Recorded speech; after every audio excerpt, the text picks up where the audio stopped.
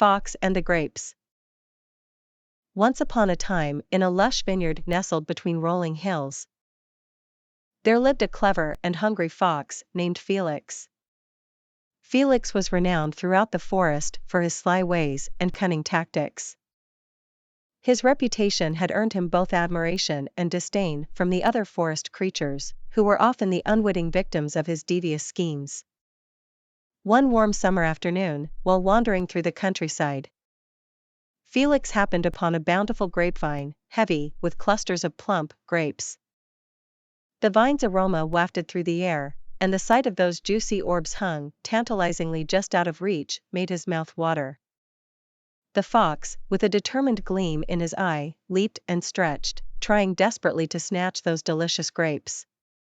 His sharp claws reached out, but alas, the grapes remained just beyond his grasp. Frustration crept over Felix as he tried repeatedly, each attempt more fervent than the last. With renewed vigor, Felix leaped once more, this time with all his might.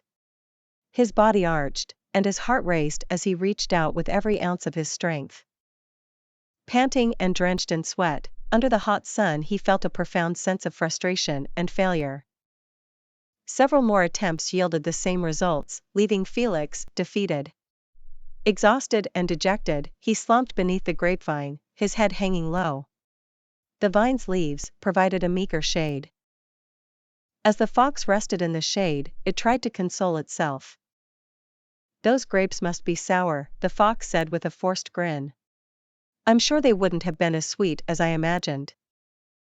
His words were meant to protect his pride, to save face, but deep down, he knew they were empty excuses.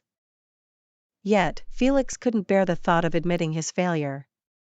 He couldn't bear the thought of not getting what he wanted. With one last longing look at the grapes, he turned away from the vineyard and said, "The grapes are sure." He slinked off into the forest, his stomach empty and his pride wounded. The moral of this story is clear. Just like the fox, sometimes it's better to accept our limitations and move on, rather than allowing our desires to turn into bitterness. The fox and the grapes served as a reminder that sour grapes are often a defense mechanism for our unmet desires. Felix's failure to acquire the grapes was not a reflection of their quality, but a testament to his own limitations and his inability to accept them.